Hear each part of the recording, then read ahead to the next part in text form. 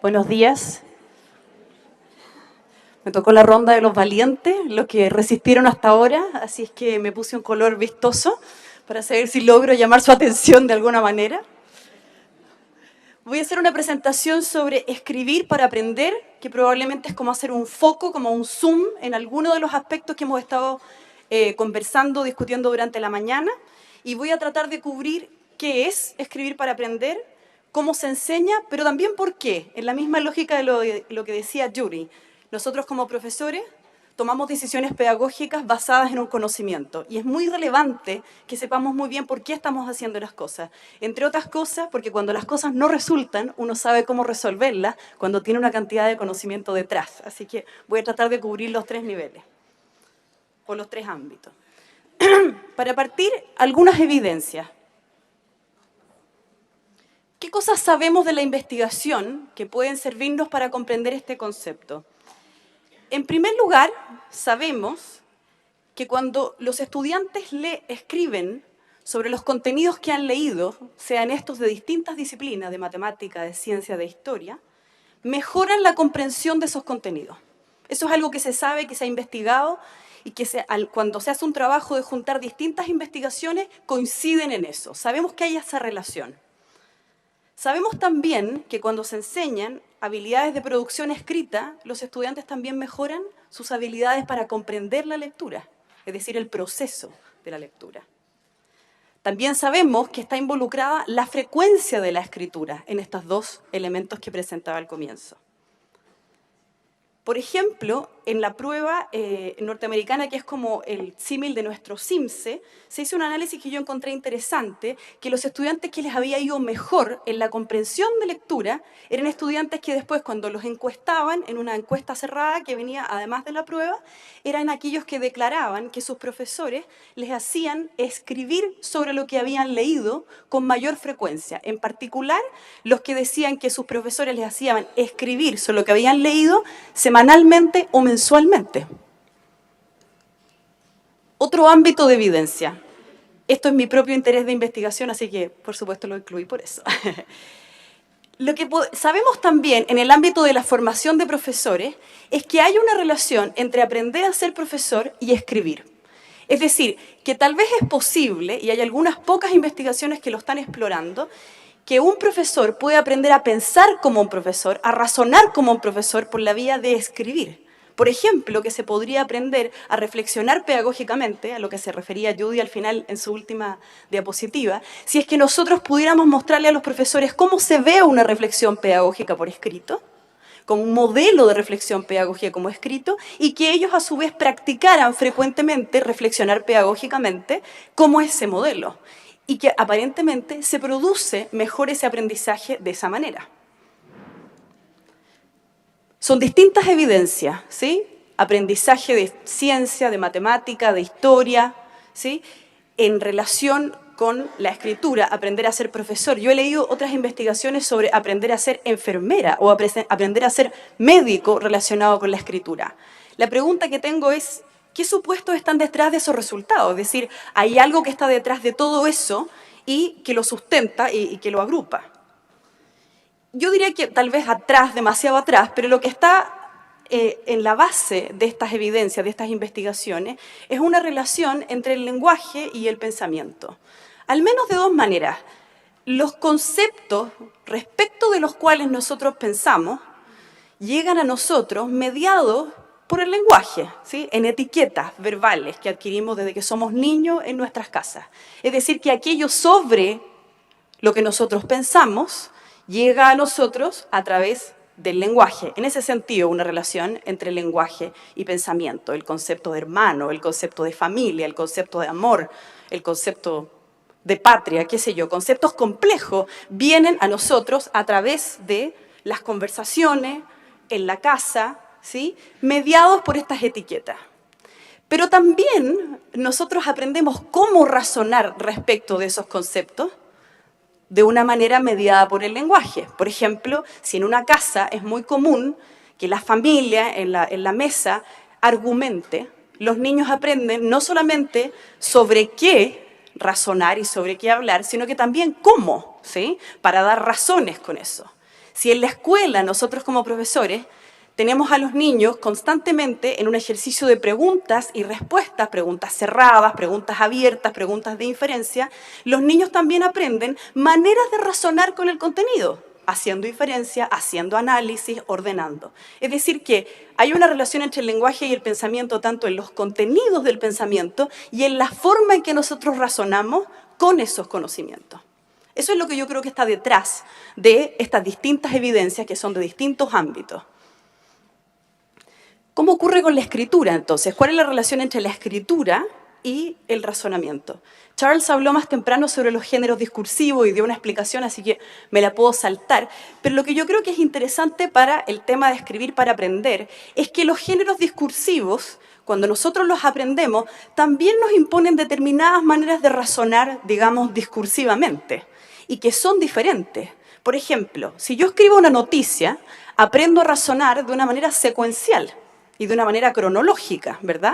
Dispongo de esos contenidos de una determinada manera que es secuencial, de arriba hacia abajo, que yo supongo que está representado ahí. Es un esfuerzo de representación gráfica. Si en cambio yo escribo un reportaje, es distinto. El contenido que está al centro, que está representado por ese puntito, yo tengo que abordarlo desde distintas perspectivas, ¿verdad? Hago un reportaje, no sé, sobre lo que está pasando en educación en Chile, lo abordo desde distintas perspectivas. Es otra manera de razonar con el conocimiento, distinta.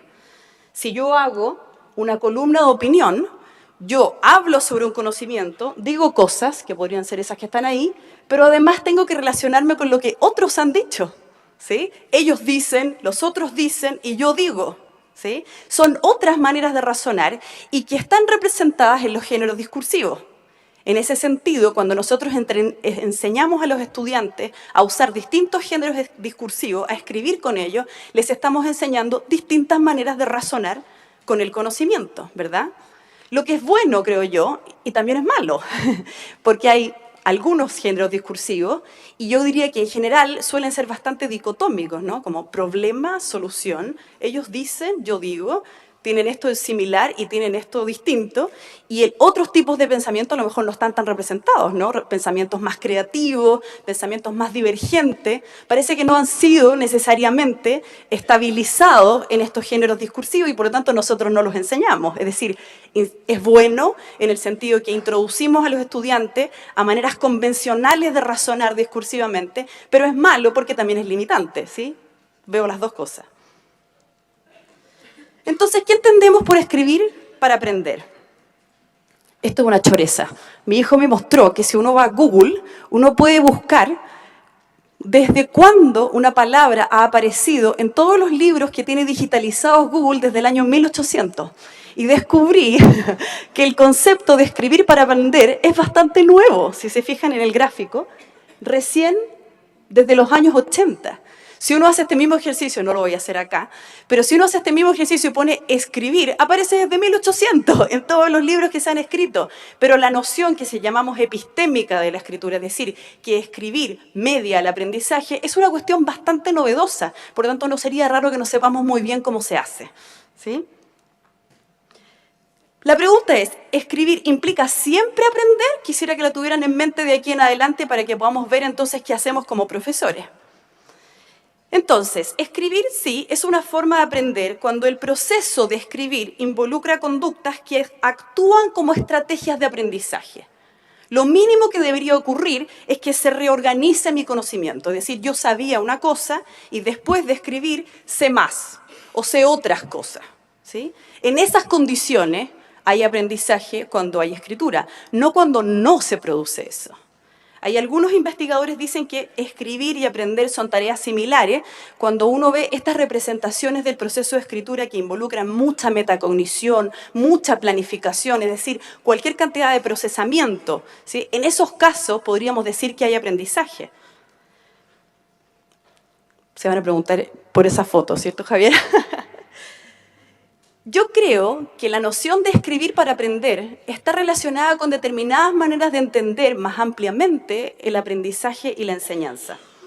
Es decir, yo creo que escribir para aprender es coherente con una noción constructivista de la enseñanza y el aprendizaje.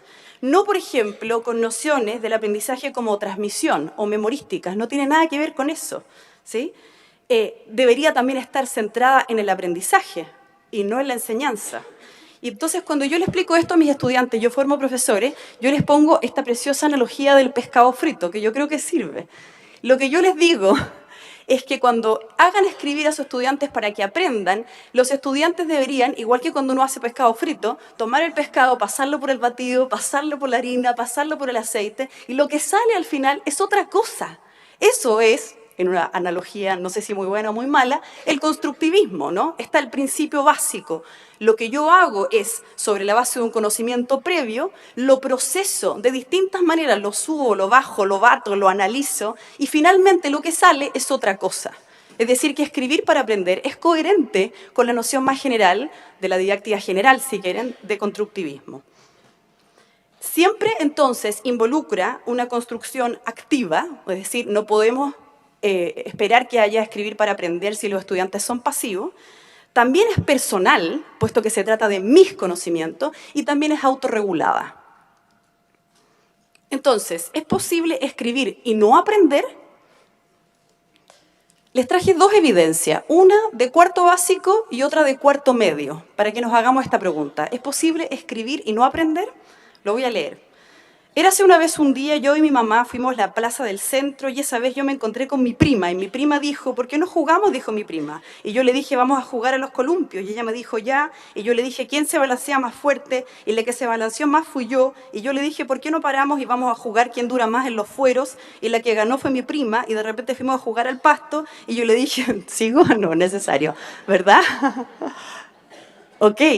Ustedes dirán, no, lo que pasa es que es chica, pero esto es cuarto medio. Yo creo que es importante saber inglés, sobre todo en el mundo de hoy, ya que uno, aunque uno viaje a Estados Unidos u otros países en el cual se hable este idioma, ya que uno mismo en un trabajo o en cualquier situación, uno tiene la posibilidad de conocer a otras personas, ¿se puede escribir y no aprender? Hay unos investigadores que a mí me gustan mucho, que son Marlene Scardamalia y Carl Bereiter, que presentan un modelo para entender esto. Ellos dicen, eso que yo les acabo de mostrar se llama decir el conocimiento. Y opera más o menos así. Imagínense que yo le pongo un tema a los estudiantes, por ejemplo, el amor. Lo que se produce en el cerebro de los niños, dicen estos investigadores, es que se activa en su mente todo lo que ellos saben sobre amor, cualquier cosa, y luego lo vacian como la Susanita. ¿Sí? Es como si yo abriera una compuerta de mi cerebro, dejara que cayera todo lo que yo sé sobre el amor. Y se ve como lo que acabamos de leer, sea en cuarto básico, sea en cuarto medio o adultos. Es la noción del escritor novato, no es porque sea niño, es que es novato. ¿Sí? Lo que ocurre es que eso que yo les leí es información que está en el texto tal cual estaba en mi mente. O tal vez, y esto yo lo encuentro interesante, está en el texto tal cual estaba en la realidad. La niña lo que hace es reproducir la misma cronología en la que ella vivió los hechos. Por lo tanto, en ese texto no hay una transformación de la información impuesta por otra estructura que sea propia de un género discursivo. Ella no hizo el ejercicio de preguntarse, ¿cómo hago con toda esa experiencia para transformarla y ponerla en otra estructura? Es decir, yo no impongo una estructura nueva cuando escribo, sino que aprovecho la estructura que tenían los eventos en la realidad.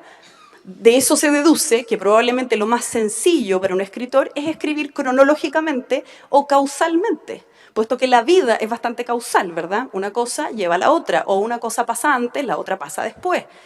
Ahí hay una pista respecto de cuáles géneros discursivos enseñar, ¿sí? ¿Podemos enseñar narrativa? Sí, por supuesto, tiene mucho valor, pero lo otro no es tan común y no está en la comunicación oral con frecuencia. Para escribir los otros géneros discursivos que tienen los otros tipos de razonamiento, se requiere de conocimiento sobre escritura, se requiere de enseñanza de la escritura, ¿sí? En el modelo de decir el conocimiento, los niños, y uno los observa cuando escriben, tienen puesto el foco en qué decir, pero no en cómo decir. Y si uno los ve, están así, ¿qué digo ahora? ¿Qué pongo ahora? ¿Cierto? Pero no se hace la pregunta de cómo disponer la información en el texto, solamente en generar contenido. Por el contrario, el modelo de transformar el conocimiento involucra aprender mientras se escribe. En las palabras de Bereiter Escardamalia, significa transformar el contenido, no solo bajarlo tal cual estaba en la cabeza, sino que transformarlo para escribirlo. Y ahí hay aprendizaje. Por ejemplo, tengo un tema, hago una lluvia de ideas y considero no solo qué decir, sino que también cómo decirlo. Y ahí está el lector. Yo no voy a pensar en cómo decir si no me represento en mi mente que estoy escribiendo para otro. Es en la medida en que me doy cuenta que escribir es una acción comunicativa y que tengo un otro que me va a entender, y por supuesto en la medida en que me adapto a la situación retórica, en este caso el género discursivo y su particular estructura de razonamiento discursivo, es que decido y me pongo frente al problema de cómo decir y lo transformo. Lo que ocurre normalmente es que tengo que gestionar demasiadas ideas por escrito y eso es lo difícil, ¿sí? Sabemos que en la comunicación oral la mayor parte de la información está en la situación, ¿sí? Y yo puedo decirte eso y es suficiente. Cuando yo escribo para gente que no durmió conmigo, para ponerlo de una determinada manera, y por lo tanto tengo que explicitar mucha más información para que el otro me entienda. Y porque tengo que explicitar más información, entonces tengo una sintaxis mucho más complicada y mucha más información. Por lo tanto, la tarea de transformar todo eso por escrito es mucho más difícil. Para ejemplificar el proceso de transformación del conocimiento, decidí traer un ejemplo propio. Me puse a mí misma como sujeto de investigación y traté lo más posible de mostrárselos como a nivel micro, porque yo creo que es más común, no sé si más frecuente, pero puede ser. Al menos creo que es más claro que cuando tratamos de poner nuestras ideas en una estructura texto, tenemos que transformar el conocimiento. Pero también tenemos que transformar el conocimiento a nivel micro. Cuando yo redacto cada oración, cuando yo redacto cada párrafo, tengo que transformar mi conocimiento. Cuando transformar significa ir a mi conocimiento, revisarlo para poder escribirlo y necesariamente voy a tener que cuestionarme sobre lo que sé. Esto me pasó a mí. Yo dije, les voy a hacer una definición sobre escribir para aprender. Y dije, escribir para aprender es una forma de escritura. Forma de escritura. ¿Es una forma de escritura escribir para aprender? No, forma, no. ¿Qué forma? Me sonó estilo. No es forma de escritura. Volví sobre mi conocimiento. Yo había leído mucho sobre escribir para aprender, lo enseño. Pero al escribirlo, para tratar de comunicárselos a ustedes, tuve que volver y preguntarme, ¿será que yo puedo decir que es una forma de escritura? No, es un tipo de escritura. No, tampoco es un tipo, ¿no? Porque no es como expositivo, argumentativo, no es tipo de escritura. ¿Qué es? En la selección de la palabra tuve que volver a mi conocimiento a preguntarme, ¿qué es entonces todo esto que yo sé? Y además yo sé mucho, entonces peor. ¿Sí? Tengo que todo resumirlo en esta palabra que voy a tratar de encontrar. Ah, fácil, escribir para aprender es un proceso, dije. Escribir para aprender es un proceso. Escribir es un proceso en general y escribir para aprender dentro de eso no es un proceso. Ok, escribir es un proceso que puede involucrar el aprendizaje porque incluye el procesamiento de los conocimientos que tenemos disponibles. Me quedó increíble, ¿verdad? Pero me di cuenta que no, hay una mentira allá adentro. Escribir es un proceso que puede involucrar el aprendizaje porque incluye el procesamiento de los conocimientos que tenemos disponibles, es decir, ¿siempre incluye el procesamiento? Yo dije que no, así que está mal, tuve que rectificar y puse escribir es un proceso que puede involucrar el aprendizaje cuando involucra el procesamiento de los conocimientos que tenemos disponibles. Eso es transformar el conocimiento. Cada vez que yo selecciono una palabra, y muy especialmente en las definiciones, les doy como pista de enseñanza, yo tengo que volver a preguntarme por lo que yo sé. Insisto, es mucho peor cuando uno sabe mucho, ¿sí? Por ejemplo, si se lo quiero decir a este público, se lo quiero decir a niños, otra dificultad. Me vuelvo a preguntar por lo que yo sabía. ¿Qué era? ¿Qué era exactamente? Eso es aprender mientras escribo a nivel micro, no solamente a nivel estructura de texto. En la teoría se han organizado modelos de escribir, pensando en los escritores, como de escribir para sí mismo, que es lo que veíamos al comienzo, escribir solo para expresar y escribir para otros. Lo que quiero hacer acá es como sintetizar. Cuando los niños están puestos frente a la situación de escribir para otros, se preguntan cómo decir. ¿sí? Si se dan cuenta que escribir es distinto que hablar, van a tener mucha información que gestionar. Y en la medida en que yo tengo este cruce, es decir, tengo que decirlo para que otro me entienda y es demasiada información, estoy frente a un problema muy diferente que cuando yo escribo para mí mismo o solo para expresar mis sentimientos en mi diario de vida, ¿sí? Ok, ¿por qué enseñar a escribir para aprender? Yo creo que la única manera que vamos a juntar la demanda de la calle con la sala es si pensamos entre medio en la calidad. Y yo creo que la calidad de la educación también pasa por acá, ¿sí? Por ejemplo, ¿qué queremos para Chile? ¿Sí? ¿Queremos un currículum basado en contenidos o en habilidades? Esas son las preguntas macro que nos estamos haciendo, ¿verdad? ¿Queremos educar para transformar la sociedad o queremos educar para innovar o queremos educar para que las cosas permanezcan? Yo creo que en esa pregunta cabe la conversación que hemos tenido durante toda la mañana. Personalmente creo que deberíamos educar para estar en una sociedad que busca transformar. Y si busca transformar, tiene que generar contenido nuevo, ¿sí? ¿Queremos una economía basada en los recursos naturales o queremos una economía basada en el conocimiento? Ese tipo de preguntas macro nosotros podemos trabajarlas en la sala de clases, sino ¿dónde? ¿Sí? En algún lugar tiene que ocurrir, ¿verdad? Marlene Scardamalia estuvo en Chile en enero y ella nos decía, una sociedad que quiere ¿sí? Que quiere basarse en la creación de conocimiento, debe enseñar a los estudiantes a construir conocimiento en la sala. Si nuestros estudiantes no construyen conocimiento en la sala, no lo van a construir en ninguna parte. Y entonces nunca va a haber una sociedad que construye conocimiento. Esa es una razón. La segunda, y que para mí es muy relevante, yo trabajo en formación de profesores en la universidad, es preparar a los estudiantes para la educación superior, sea esta la universidad o sean institutos profesionales, etc. Cuando los estudiantes llegan a ese nivel, se exige de ellos que por la vía discursiva hagan abstracción, análisis y tengan capacidad crítica, pero no pueden hacerlo, no vienen preparados. Y nosotros tenemos una responsabilidad en la educación básica y en la educación media para prepararlos. Aquí hay otra razón, ¿sí? La abstracción que se le pide a los estudiantes en la universidad es realmente compleja. Ellos deben, por ejemplo, leer distintos artículos y levantar categorías amplias. Por ejemplo, acá están los autores que hablan sobre tal cosa, acá están los que hablan sobre otro, acá están los de tal tipo y acá están los de otro. Eso es un ejercicio de abstracción que requiere también de mi capacidad de verbalizar, como en el ejemplo que yo les ponía, y que se alcanza si uno ha tenido el hábito de hacer este tipo de cosas, lo que hablábamos al comienzo, hábitos de razonamiento discursivo que se han repetido entonces en la escuela. Si no, ¿cómo? Si no, ¿cómo llega a la universidad? A mí me parece que es un imperativo de equidad, ¿sí? Queremos que lleguen los estudiantes a la universidad, pero también queremos que adentro de la universidad les vaya bien. Esta es una razón. Entonces, ¿cómo enseñar a escribir para aprender? A mí me parece que los profesores que dan oportunidades para aprender por medio de la escritura, primero que nada, no conceptualizan la producción escrita como una actividad solo personal, solo expresiva, o solo parafraseo o solo copia. ¿Sí? Para responder al tiro a la pregunta que me van a hacer, no digo que no escriban creativamente, no digo que no escriban de manera personal ni expresiva, por supuesto que sí. Y es un elemento muy importante para que ellos vayan encontrando su voz como escritores, para que ellos vayan a encontrarle el gustillo a escribir. Pero es demasiado relevante, si es que yo me planteo un objetivo de escribir para aprender, que los estudiantes puedan conceptualizar la producción escrita en los otros tipos de escritura, ¿sí? Y que escribir no consista solamente en vaciar mis sentimientos o en expresar, ¿sí? O solo parafrasear o solo copiar.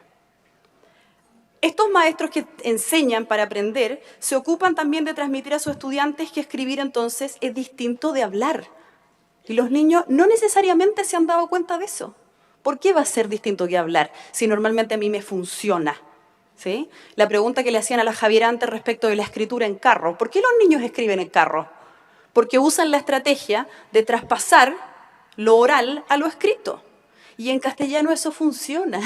Funciona la mayor parte del tiempo porque la ortografía es muy transparente. Bueno, en la escritura también. Cuando yo escribo como hablo, hay como coherencia global, ¿verdad? Al menos casi todo lo que escribo se trata sobre un tema. Por eso los niños no visualizan, no tienen conciencia de que estas son dos cosas diferentes. Los profesores que enseñan a escribir para aprender, y esto para mí probablemente es lo más relevante, no separan la forma del contenido. Es decir, no enseñan a los niños a escribir por un lado y contenidos por el otro lado. ¿Sí? No basta con que yo les diga a los estudiantes, escriba sobre tal tema y después le doy una lista de conectores, ¿sí? O las reglas de ortografía, como si estas dos cosas no se juntaran. Lo que yo hago cuando escribo para aprender es construir conocimiento discursivamente y por lo tanto yo como profesor tengo que involucrarme con el contenido, no solamente tengo que dar indicaciones respecto de la forma, puesto que escribir no es forma, es siempre sobre contenido. Son maneras de razonar discursivamente, ¿sí? Sobre un contenido. No existe la habilidad sola, ¿verdad? Ni los contenidos solos. Esas dos cosas están juntas. Y si yo insisto en separarlas, que es lo que hacemos todo el tiempo, ¿sí? En el colegio, en la universidad, en todas partes se hace, los niños no van a poder escribir para aprender. Es decir, escribir no va a ser una oportunidad para aprender. Además, debo seleccionar géneros discursivos que desafíen a los estudiantes a un tipo de razonamiento más abstracto, más analítico y más crítico. Por lo que decía antes, porque no lo van a tener en la realidad probablemente, porque no es tan frecuente en la comunicación oral y porque va a ser muy importante en sus vidas. Por otro lado, escribir para aprender puede ser asumido desde un nivel más macro, desde la escuela completa, y así lo he leído en investigaciones y en distintos trabajos. Hay proyectos de escribir para aprender a través de la escuela, en las distintas asignaturas. Y una escuela que hace esto entiende que no se escribe solo para comunicarse, sino que se escribe también para profundizar y para aprender mejor en los contenidos. Si yo escribo en ciencia, es para aprender mejor ciencia. Si yo escribo en historia, es para comprender los contenidos de historia, ¿sí? Ese proceso de escritura me va a permitir aprender más. Eso entiende una escuela que emprende un proyecto de escribir a través del currículum, que se llama, ¿no? Esa escuela entiende entonces que la responsabilidad de enseñar a escribir no es del profesor de lenguaje, es de todos los profesores, obviamente, ¿sí? Y naturalmente, si yo asumo eso, tengo que darme cuenta de que se escribe distinto en ciencia, en historia, en matemática, en lenguaje. Hay estudios muy interesantes que si alguno está interesado le puedo dar para que lo lean, que hacen un análisis de cómo esto se puede hacer en la escuela. Y es bien interesante porque en ciencia, ¿cómo se escribe? Lo importante es la objetividad, ¿verdad? Lo importante es los pasos. Lo importante es que quien lea esto lo pueda replicar, ¿verdad? Hay ciertas palabras con que se hace eso. Yo digo en primer lugar, en segundo lugar, digo este ejemplo, esta evidencia, ¿sí? Y lo organizo en una estructura que sea coherente con el enfoque de la ciencia. Si yo escribo en historia, por ejemplo, ¿es distinto? Los historiadores hablan sobre la historia y tratan de mantener también una distancia objetiva. ¿Cómo se hace eso con palabras? Con el se impersonal, las pasivas, se ha dicho, se hizo, yo doy un paso hacia atrás, ¿verdad? Ellos toman grandes procesos y dicen, el proceso de la Segunda Guerra Mundial son muchos eventos, ¿sí? Y ellos lo sintetizan en conceptos. Eso es muy complejo de hacer, es muy abstracto. Requiere de primero haber conocido el contenido, haberlo leído, haber visto muchas experiencias, la película sobre la guerra, etcétera, etcétera, y poder decir de nuevo, la migración campo-ciudad, son grandes conceptos que se construyen por escrito. Esa es la naturaleza de la escritura en la historia. Son maneras diferentes de escribir, convencionales, que se han ido fijando en el tiempo y que los estudiantes deberían aprender para poder entender no solamente los contenidos de la historia, de la ciencia, de la matemática, sino cómo se piensa en ciencia, en matemática, en historia. Entonces, una cuestión clave. ¿Cómo son las tareas de escritura que yo le asigno a los estudiantes si me propongo hacer un currículum de escribir para aprender? Las mejores tareas son las tareas que involucran más procesamiento de la información, procesamiento cognitivo, lo que hemos venido hablando, más análisis, más relaciones, más abstracción, ¿sí? Más relaciones. Por otro lado, composiciones de textos completos. Si yo solamente les hago escribir, responda en el pedacito que le doy en la prueba, no es suficiente desafío. La dificultad, como hemos dicho, viene cuando yo tengo que gestionar un texto completo, con un propósito completo, con un tema completo. Tareas que obliguen a los niños a imponer una nueva estructura a la información, no la estructura que tenían cuando estaban en mi mente o como estaban en la realidad. Tareas que además entregan a los niños estructuras para promover ese pensamiento. Es decir, no es suficiente con que yo le pida que razone, tengo que darle una serie de andamios entre medios para que pueda hacer ese razonamiento. No lo va a hacer por acto de magia, no sabe hacerlo, ¿sí?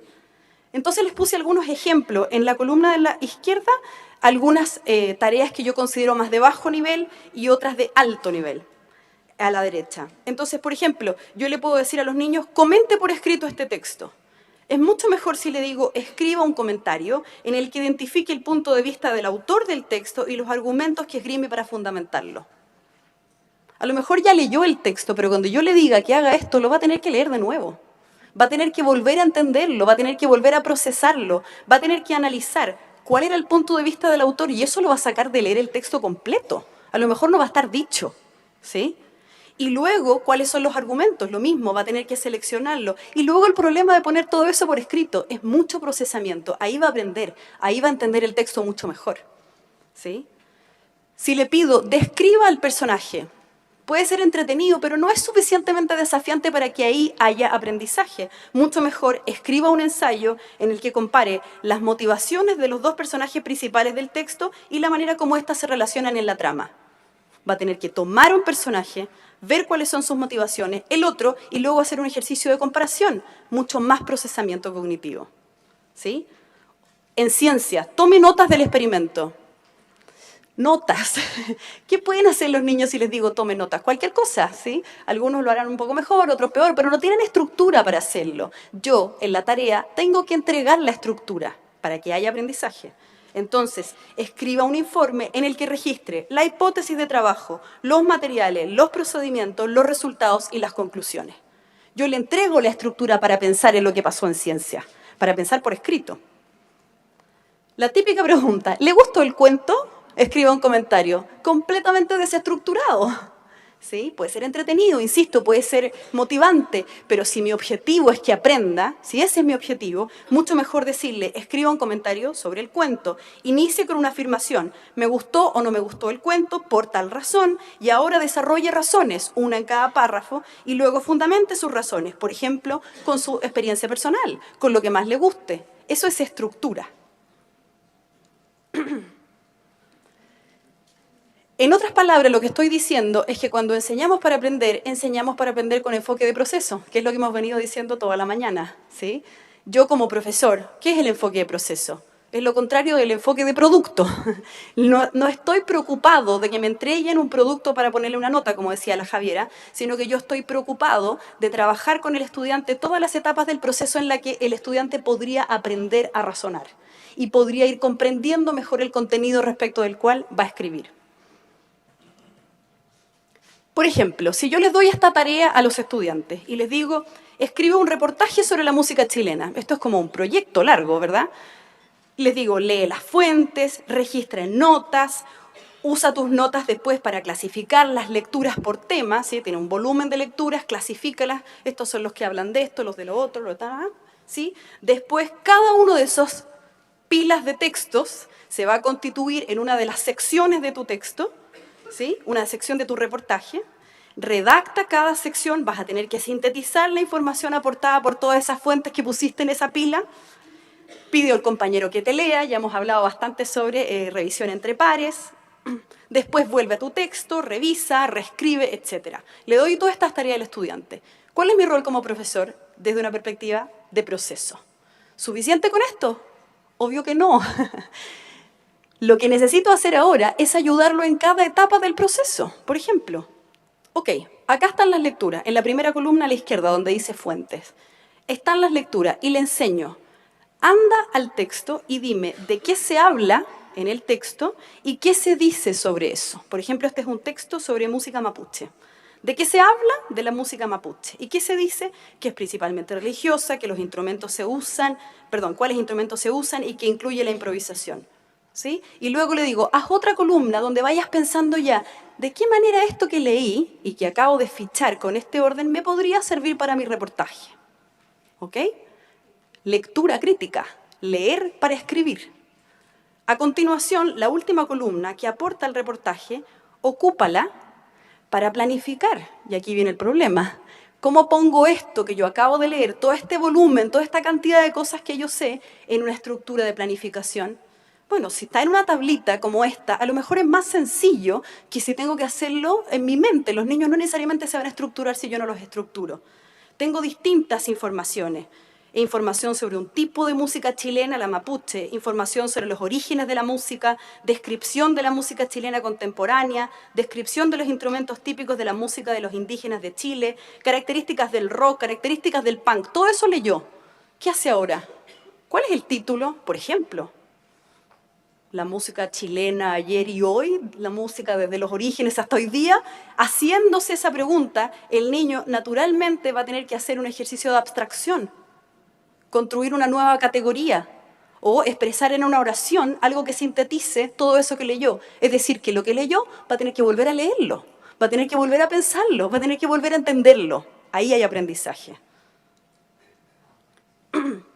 Luego, a la escala micro, insisto, cuando estoy redactando el párrafo, al redactar en conjunto varios contenidos que yo ya comprendo, necesito volver a procesarlos para preguntarme ahora por las relaciones que hay entre ellos.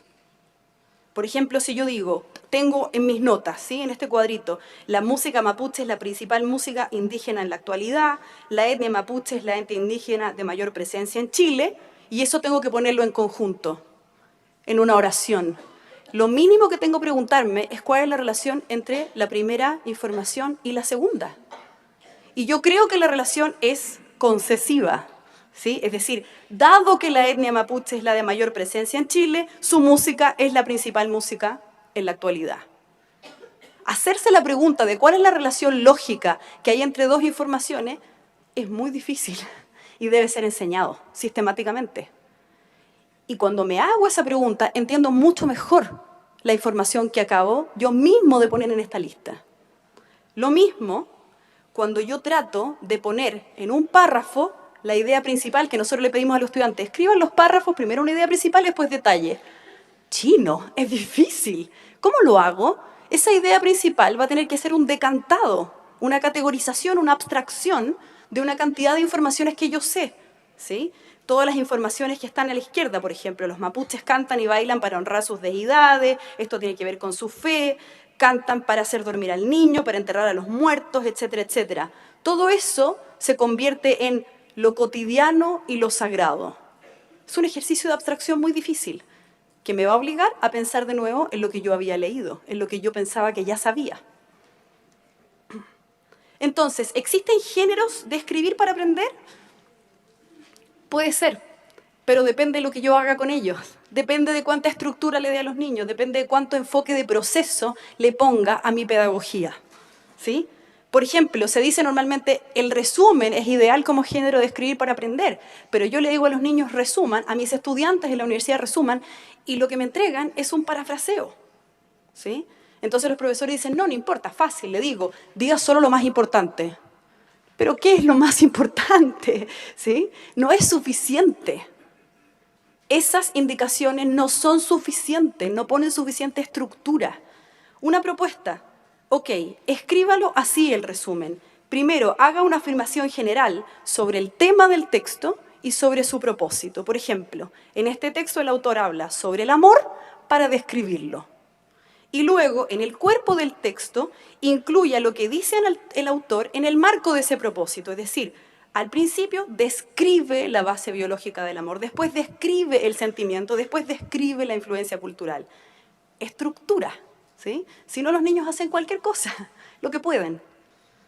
¿Los mapas conceptuales son géneros de escribir para aprender? Sí, puede ser, pero necesitan mucho apoyo. Es muy difícil, insisto, es un ejercicio de abstracción, de descubrir todos los conceptos que yo sé y las relaciones que hay entre ellos. Las notas, lo mismo, necesitan mucho apoyo. Las definiciones son estupendos géneros de escribir para aprender. Yo ya les mostré cuando traté de definir escribir para aprender, ¿sí? Requieren ese sustantivo, ¿sí? Escribir para aprender es... Ese sustantivo que viene es el difícil y ese me invita a procesar todo lo que sabía. Eso. Muchas gracias.